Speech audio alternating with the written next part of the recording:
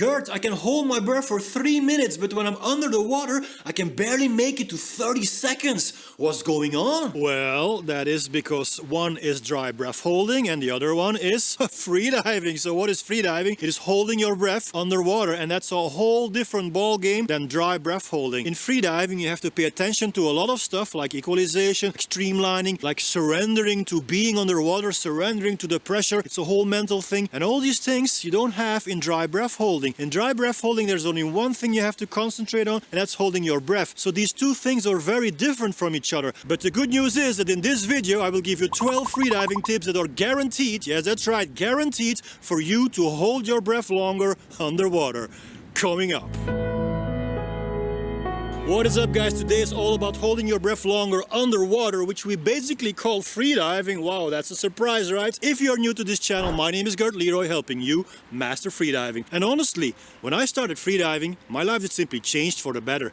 Freediving gave me a space, a way to relax my mind and let go of all my tension. I have found my peace. And now I want you to find your peace through the practicing of freediving. So if you like the idea, consider subscribing and hit the notification bell. Tip number 1, always dive with a line and a buoy. Now, if you're not familiar with freediving, you probably just go out there snorkeling, you go down a couple of meters, you have literally nothing to hold on to. If you dive with a line and a buoy, at any moment when something goes wrong, you can just grab the line, turn around and pull yourself back up. Now this creates a lot of confidence, and with confidence comes a longer breath hold. Also, if you're diving with a buoy and a line, you can try the discipline called free immersion, which means pulling down. If you pull yourself down on the rope, you can perfectly control the speed of your descent, and this has a positive influence on your equalization, on your relaxation, and eventually on your breath hold.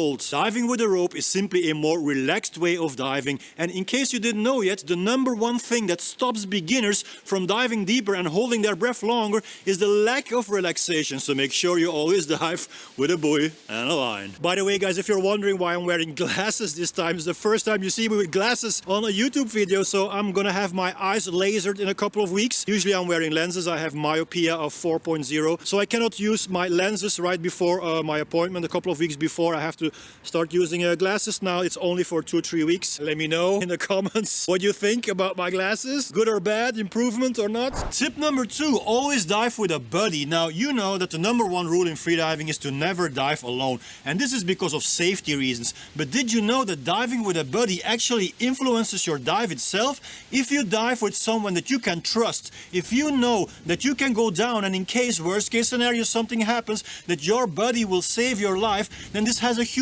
impact on your relaxation. You are just more confident if you know there is someone around you that actually can save your life. So when you dive alone, you don't have this confidence. You know that when something goes wrong, there is no one who can save you, and unconsciously this always causes a bit of stress, so you're never 100% relaxed when you're diving alone. If you're diving with a buddy, then you're basically okay with the idea that you might black out. Now that doesn't mean that you will black out or that we should consider blacking out as part of freediving, but it can happen, guys. So if you're diving with someone that you know can save your life, then you don't have to worry about this anymore. This has tremendous positive impact on your confidence, on the way you approach freediving, and eventually on how long you hold your breath. Tip number 3, the breathe up. Now the breathe up is the time you spend right before you dive. So let's say 2-3 minutes before you dive, that is we call the breathe up. It is of extreme importance that you relax to the most during the breathe up. So if you're not used to doing this, if you're not used to diving, then you probably are going to stress out a bit on the dive. You're gonna feel uncomfortable, and all of that adds up on stress, and stress is of course detrimental for your breath hold. So one of the reasons why you cannot hold your breath as long underwater as you would like to is because you're not relaxed enough right before the dive. So how are we gonna do a breathe up? So there are different positions for the breathe up.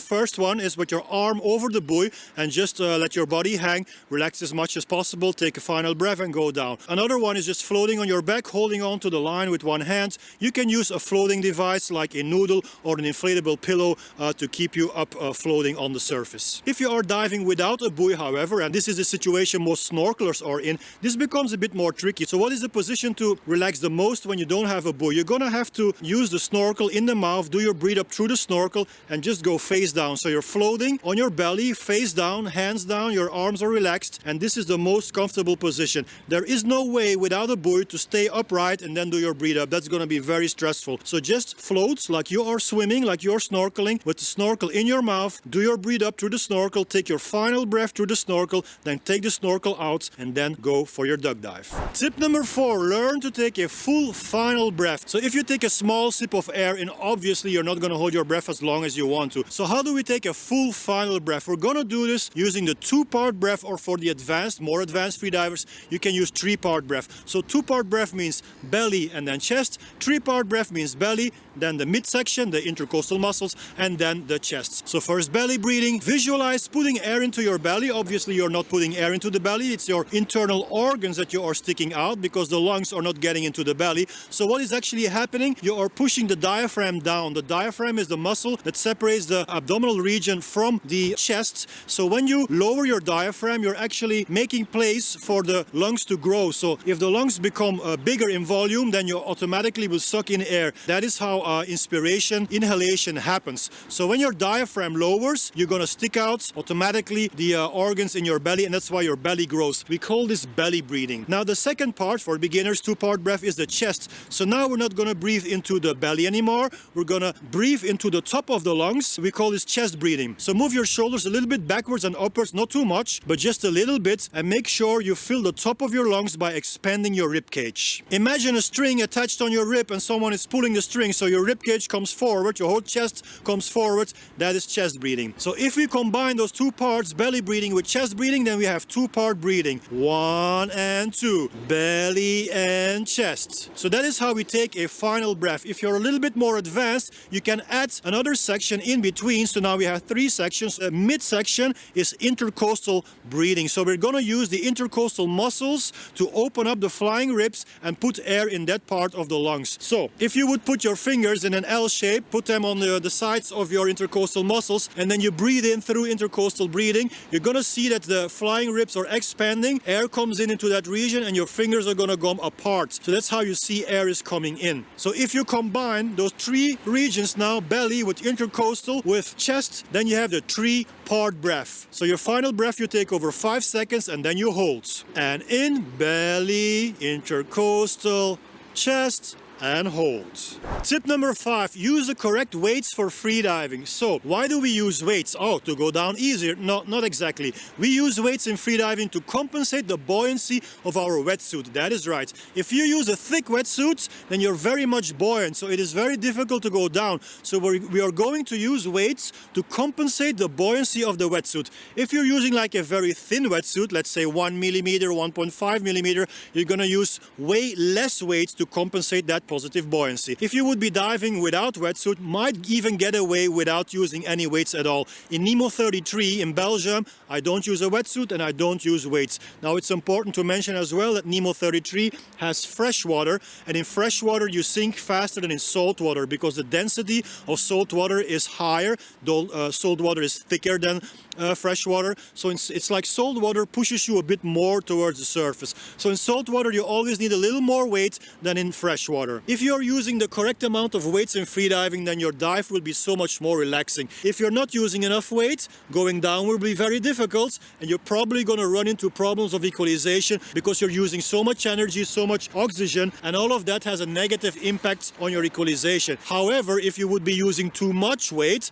then going down will be easy, but then going up will be very hard, and you might even get into a panic state because you feel that coming up is difficult and you might fear of blacking out. So common mistake for freedivers is that they use too much weight and get into trouble. So that's why we do a buoyancy check at 10 meters to know what is the correct amount of weights that we need. So at 10 meters of depth you need to be neutrally buoyant. That means that with your wetsuit on and with the weights on at 10 meters of depth, you're neither going up, you're neither going down. So you are neutrally buoyant. If you would be going down at 10 meters, it means you're wearing too much weights.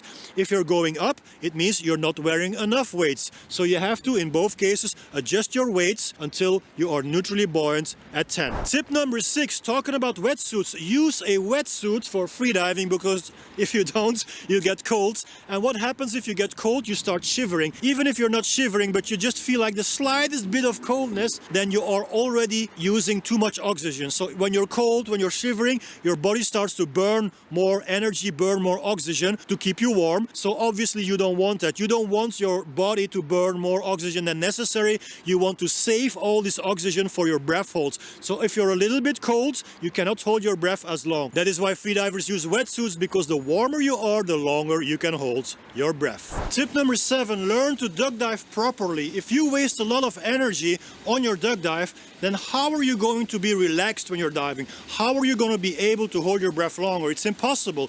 So the better, the more technical your duck dive is, the more streamlined you will start your dive, the initial part of your dive will be, and the longer you can hold your breath. So the most challenging part for beginners of a dive is usually the duck dive, because they don't master it yet. So spend enough time on this, learn how to duck dive properly. So now is the question, how are we going to duck dive? Okay, so you are horizontally on the water, the snorkel is in your mouth. Take your final breath through the snorkel, then get the snorkel out of your mouth, extend your hands, make 2 kicks so you have a forward momentum, and then from that forward momentum you're going to lower your hands down in a degree of 90 degrees. This is the typical duck dive. You're going to duck your head into the water like a duck, following the direction of your hands, at the same time lifting one leg out of the air so the weight of your leg will push your body further underwater, and making one arm stroke to complete the whole downward movement. When your body is underwater, immediately equalize once, and that is the end of your duck dive. Now you can start finning deeper. Tip number 8, master your finning technique, or if you're doing free immersion, master the pulls. How can you master pulls? It is by becoming more relaxed, by taking longer pulls, by extending your arms more and taking less pulls but more effective pulls. And if you're finning, well, you have to kick in a way that you are using the blades of your fin in the most effective way possible. So your kicking technique depends on the stiffness of your blades. There are hard blades, there are medium blades, and there are soft blades. So the more soft, the softer your blades are, the smaller the amplitude is going to be, the more you're going to kick, but with smaller amplitudes, the less force also. But if your fins are stiffer, then you're going to have bigger amplitudes, you're going to have less frequency of course, but you're also going to use more force. So it all depends on personal preferences, but more and more people are preferring soft blades over hard blades. So I would definitely not recommend buying hard blades for beginners. In fact, for beginners, you can just buy plastic fins. That is more than good enough. For 50 euros, $50, you have perfect plastic fins that can get you a long way in freediving. So how is this kicking technique going to be? You're going to try to kick with straight legs. In reality, that's never going to be like that. You're always going to bend the knee a little bit. But if I tell you to bend the knee, then you're going to bend the knee too much. So that's why I tell you not to bend the knee, knowing that you will bend the knee. That's a good one, right? So when your leg goes forwards, you're going to bend the knee automatically a little bit. Even if you try to keep your leg straight, it will bend. When you go backwards with the leg, when you kick backwards, then your leg will be straight, because you cannot overextend your knee, of course. So on the back kick, the leg will be straight. On the forward kick, the leg will automatically bend a little bit through the knee. Your ankles at all times will be pointed like a ballerina. So you're going to point your toes at all times on the back kick and on the forward kick. This is how you transfer in the most efficient way the power from your legs towards your fins. Tip number 9, streamline your body. So what we don't want to see is the banana position. Lots of beginners, the biggest mistake they make when they go down, either this free immersion or kicking, they overarch the back and they are looking down. So what happens when you're looking down where you're going? You are extending the back, you are overarching the neck, the back, and this of course is not good for your streamlining. So first of all, your body is going to follow the curve. So instead of going straight, you're always going to curve more and more and going to lose direction. But what is even more important than the streamlining thing, that is that it's way too tense. This position is too tense and it's very difficult to equalize. When you overarch and when you're looking down, all these muscles here, they are tensed up. What do you need for equalization? That is relaxation. All these muscles here need to be relaxed. When they're tense, it's going to be very hard to equalize. When they are relaxed, it's more easy to equalize. So never look down. I know that is difficult. When you're snorkeling, you want to see where you're going. Well, do that momentarily, like a split second. But when you're diving on a line, there is absolutely no reason to look down. You just look in front of you. You look at the line. You don't need to see where you're going. This is very different in freediving than in any other sport. I'm sure your mother taught you to always look where you're going. Well, in freediving, I'm teaching you, well, I'm not your mother, of course, I'm teaching you to not look where you're going. So that's a very different mindset. You're going in one direction, but you're looking in another direction. That's freediving. That's how you want to keep your spine in a neutral position. Tip number 10, equalize properly. If you fail to equalize enough, then pressure will build up in your ears. And when pressure builds up, then you feel tense. And well, then you can't equalize anymore. And that's the end of your dive. So what what you have to do to equalize properly. First of all, never let it come to feeling pressure in your ears. When you feel pressure, it's already too late. So you have to equalize every meter, preferably every half a meter. So you never feel the pressure in your ears. Also, pre-equalize. What does that mean, pre-equalization? It means when you're horizontally on the water, ready to do your duck dive, you're already going to do one equalization before your duck dive. So you're going to equalize before you even dive. That is a pre-equalization. Also, never equalize on the way up. You don't do that. You don't pinch your nose when you're coming up, only on the way down. And equalize the mask. As you dive deeper, the pressure of the water builds up, and the air that is in between your face and your mask might get compressed by the pressure of the water. So you're gonna feel, if you do not equalize your mask, that this mask gets sucked upon your face, and this is a highly unpleasant feeling that might even get you into a state of panic. So you have to equalize your mask by putting air through your nose into the mask. So you're gonna let a little bit air out, you're gonna exhale a little bit air out of the nose into the mask so that the mask gets a little bit further away from your face. This we call equalization of the mask. Tip number 11, rest enough in between your dives. So the recommended rest time in between dives is 3 times your dive time. That means if your dive was 1 minute, you should rest at least 3 minutes. So surface interval should be at least 3 minutes if your dive was 1 minute. If your dive was 2 minutes, but that's already a more advanced dive, then your surface time should be at least 6 minutes, okay? We need time in between. Why do we need time in between? It is to avoid decompression sickness, but also to relax. You know, everything in freediving is about relaxation. So if you are not ready for a dive, if you've just finished a dive, then your CO2 levels are still high. So you're going to start your next dive with already high CO2 levels, and it's more difficult to relax. So everything is relaxation in freediving. So you have to wait 3 times your dive time minimum. So you are ready for the next dive, and you can hold your breath longer, because that's what you want, right? Hold your breath longer underwater. And tip number 12, take time to progress gradually. Take time to learn the skill of freediving. All I'm seeing in comments, unfortunately, now I appreciate your comments, but all I'm seeing is about how deep people can dive and how long they can hold their breath. Guys and girls, this is not what freediving is about. If you focus too much on numbers, if you focus too much on becoming better and better and better and deeper, then that's going to be detrimental for your progress.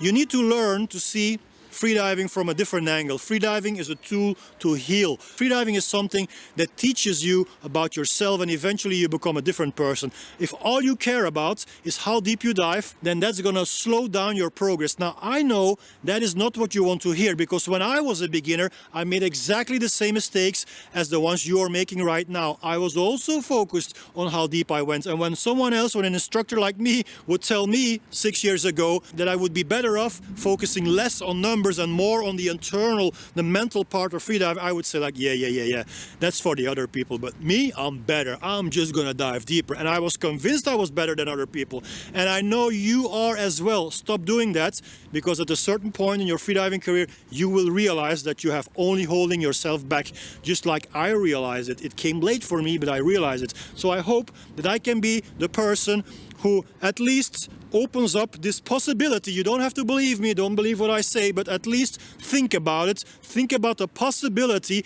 that you might be holding yourself back by always wanting to hold your breath longer and dive deeper. You need to spend time on learning the skills of relaxation. You need to progress gradually, meter by meter. Start treating freediving from another angle. Okay, enough preaching from my part.